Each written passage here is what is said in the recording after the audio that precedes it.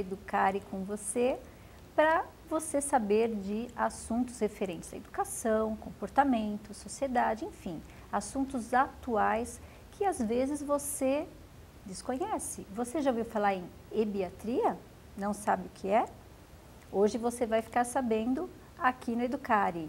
Você quer participar do nosso programa? Mande e-mail para programabc@netservicos.com.br. Importante colocar qual cidade ou região de onde você está nos assistindo. E também pode nos seguir no Twitter, no @programaeducare. Para tratar da questão da ebiatria, recebo hoje a doutora Lígia de Fátima Nóbrega Reato, que é coordenadora do curso de Medicina da Faculdade de Medicina ABC e também professora titular de Ebiatria, também da Faculdade de Medicina ABC. Doutora Lígia, muito obrigada pela sua participação e vamos esclarecer que você fala ebiatria, pai, isso aí eu não conheço. De onde, o que é ebiatria? Então, a maioria das pessoas não conhece mesmo a palavra, né? É uma palavra pouco conhecida, mas o prefixo ebe é da deusa da juventude e ebiatria é a medicina do adolescente. Então, do mesmo jeito que a pediatria é a medicina da criança, a geriatria é do idoso, ebiatria é a medicina do jovem. Seria esse o significado. Às vezes as pessoas confundem e falam herbiatria e a gente tem até um arrepio porque o prefixo herb é de planta, né? Então não é só H-E-B, é ebiatria mesmo. É isso que significa. O ebiatra, ele é um pediatra que se especializa no Brasil ele é um pediatra. Em outros países pode ser um pediatra, pode ser um clínico, pode ser um médico de família. É um profissional médico que faz uma especialização nessa área. Então, no Brasil, alguns anos atrás, havia uma dúvida em que área deveria ficar. O Conselho Federal de Medicina, junto com a Associação Médica Brasileira, definiu então que a medicina de adolescência era a área de atuação da pediatria. Então, hoje, para ter o título de especialista nessa área, você tem que fazer primeiro uma residência em pediatria e depois uma especialização, uma complementação em adolescência. Aí tem uma prova de título, tudo para você se especializar nessa área. E a necessidade de se criar a ebiatria é porque chega um ponto que a criança não quer mais ir ao pediatra e às vezes o médico da família ali também não sabe muito bem como lidar, né? A gente costuma dizer que o adolescente na área de saúde, durante muito tempo ele foi terra de ninguém, porque o pediatra atendia até 10, 12 anos, aí quando começava a surgir os sinais de puberdade ele já não queria atender mais, não se sentia confortável, até porque a maioria dos pediatras não teve treino para isso. Os clínicos só queriam atender depois dos 21 e eles não tinham um profissional médico dedicado a essa faixa etária. E como as pessoas têm uma ideia de que eles não adoecem pouco, então não precisam de médico, né? Quando começaram a surgir as questões de gravidez, de drogas, de violência, a preocupação com altura, com peso, ou a puberdade acontecendo mais cedo, né? Será que é normal, será que não é normal? As pessoas passaram a ter um olhar diferente. Se a gente entender saúde não só como ausência de doença, mas como um conceito mais amplo, a própria Organização Mundial de Saúde passou a ver que essa faixa de idade era uma faixa de idade de muito risco. Existem várias situações de comportamento de risco à saúde que se estabelecem na adolescência.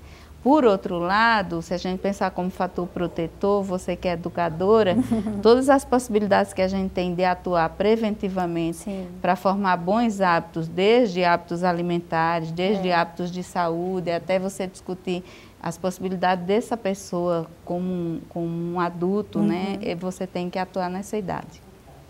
E, no caso, o centro de referência de atendimento, né, ao adolescente que está sendo criado, né, aqui na cidade de Santo André, dentro da Faculdade de Medicina, ela visa atender o adolescente além da questão ali médica, né? Não só o físico dele, mas uma visão muito mais ampliada, né? Na verdade, assim, o médico que trabalha com adolescente, ele já tem que ter essa visão, ele tem que ter uma visão integral de saúde. Mas o ideal é você trabalhar com equipe multiprofissional. Para trabalhar com adolescente, o ideal é a gente ter médico, assistente social, psicólogo, nutricionista, e nem sempre isso é possível. Então, no Brasil, os primeiros serviços de atendimento específico para adolescentes são da década de 70, então por isso que eu falei que não é tão novo verdade, assim, né? E eles terminaram surgindo nas universidades, porque são as universidades que terminam tendo um interesse maior de pesquisar, de tentar entender. E nas universidades os serviços são muito profissionais. Então, na Faculdade de Medicina do ABC, a gente já trabalha com adolescentes desde 87, a gente tem um serviço, então já faz bastante tempo. E agora, a diferença é que nós vamos ter uma sede própria, que é esse centro de referência. Então, lá, a ideia nossa é que ele seja a referência para ensino, ou seja, para a formação de profissionais nessa área, para assistência ao adolescente dessa forma bem ampla, né? E também para a gente fazer pesquisa, capacitação de jovens em diferentes áreas, a ideia é essa. E a senhora colocou a questão desse médico ter essa visão, não só lidar ali com o físico do adolescente, mas ter essa visão mais ampliada, né, dele enquanto pessoa num todo, né? Porque, por exemplo, a consulta do adolescente, raramente o adolescente vem dizendo diretamente o que ele tem. Na maioria das vezes a queixa é muito vaga. Por que você veio? Ah, eu vim porque minha mãe mandou, eu vim porque a professora quis, eu vim porque o meu amigo veio e falou que era legal, né? Então ele vem com uma queixa vaga mesmo. Então quem trabalha com adolescente tem que ter uma formação para entender o que tem por trás daquela queixa, para direcionar a consulta para você identificar quais são os problemas que ele tem e mesmo quando ele não tem problema nenhum, para trabalhar as dúvidas que ele tem, trabalhar como é que ele está emocionalmente, porque eles estão muito instáveis, uma hora eles estão bem, outra hora eles estão muito bravos, outra hora eles estão irritados, outra hora eles estão tristes, né?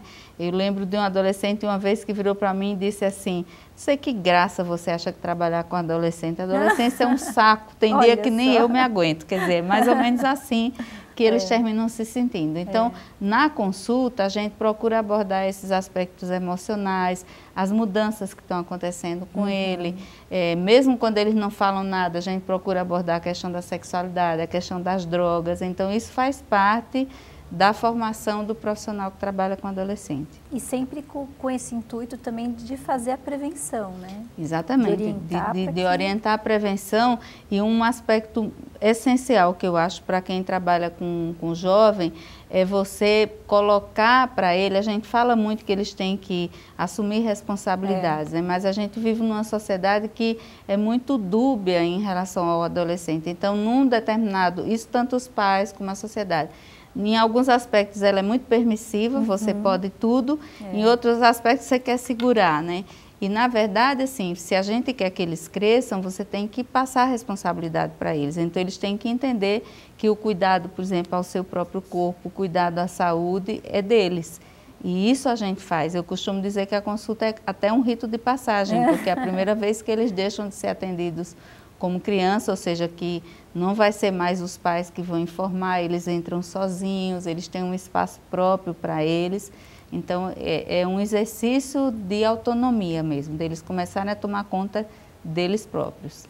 A senhora falou dessa questão de tem coisa que pode, tem coisa que não pode, às vezes até na própria fala dos pais, assim, para isso você é muito pequeno, para isso você ainda, você já é grande para resolver isso. Suficiente para resolver isso. Então os pais também precisam ter conhecimento, saber o que é ser adolescente. Precisam sim, os pais, os educadores, às vezes os professores não entendem isso, então é lógico, eu também sou professora, a gente termina também lidando com alunos adolescentes, porque eles estão entrando na faculdade muito cedo, então eles entram com 16, 17 anos, muitas vezes eles são adolescentes, e às vezes o pessoal não percebe isso. Então, para um professor, às vezes o que uma educadora uma vez me falou uma coisa muito interessante, era que o professor queria que fosse um cérebro em cima da cadeira, né? Ou seja, vou lá, passo a informação, ele absorve, ponto final. Sem emoção, sem reação. Sem reação. E não são assim, né? Os seres humanos têm emoções, têm reações, e o adolescente mais ainda. Então, para o educador, é importantíssimo que ele entenda o que está acontecendo naquela pessoa, para poder ele conseguir lidar de uma forma melhor. Os pais também. E uma vez eu fui fazer uma palestra numa escola e quando a gente começou a falar sobre a adolescência, uma mãe virou para mim e disse, mas eu achei que eu vim aqui e você ia me dizer como é que eu fazia para resolver tudo isso e você me fala que é normal? Aí eu falei, olha, mas a função da gente é mostrar o que é normal e o que não é. Agora, quando eu estou dizendo que é normal um adolescente ter determinada reação, isso não significa que você tenha que concordar com ele, né? Às vezes os pais confundem um pouco isso e acham que não tem que pôr limite. Não, o adolescente precisa do limite, ele precisa do referencial, ele precisa do modelo do adulto. Ele vai contestar, ele vai sempre achar que os melhores pais são os pais dos amigos, né? É verdade. Ele vai se bater porque ele está numa fase que ele vai atrás dessas diferenças mesmo, né? Mas ele, ao mesmo tempo que ele contesta, ele está aprendendo com aquele modelo e com aquelas referências que ele tem. E essa questão do aceitar e concordar, eu posso aceitar a emoção dele. Isso. Mas eu não posso concordar que ele reaja ou que ele demonstre aquela emoção de determinada forma. Isso, né? exatamente. Então, o pai tem que ficar atento realmente e tem que buscar informação. Né? Porque muitas vezes ele não teve oportunidade. Enfim, né? As gerações mudaram, os valores mudaram, só que tem algumas coisas que tem que se manter enquanto família, né? Então, saber lidar com isso é muito importante. Né? Tem uma música, já para a geração de hoje é antiga, mas para a geração dos pais eles identificam, que é o Rebelde Sem Causa, né, do Traje a Rigor, que ele diz isso, ele diz, como é que eu vou crescer se eu não tenho com quem me rebelar? Não vai crescer. Na verdade, ele precisa ter com quem se rebelar, né? E às vezes na pós-modernidade hoje, os pais confundem um pouco isso e acham que um pai legal é o pai permissivo, que tudo pode, e não é bem assim. Acho que a função dos pais é colocar limites mesmo, é mostrar o certo e o errado. Ele vai fazer a opção dele, mas você tem que colocar esses limites para ele. E depois vai chegar um momento que eles vão perceber, e eles vão reconhecer e vão identificar. Mas ele vai, nessa hora, ele vai sempre contestar, ele vai sempre criticar, ele vai sempre dizer não, né? É muito engraçado que às vezes até com coisas que, se fosse outra pessoa falando, eles concordariam, o pai e a mãe, a princípio, o que eles falam, nada para o adolescente é absorvido naquele primeiro momento. É verdade. Nós estamos hoje falando sobre ebiatria, que é a medicina voltada para a adolescência. Nós vamos para um breve intervalo e voltamos já.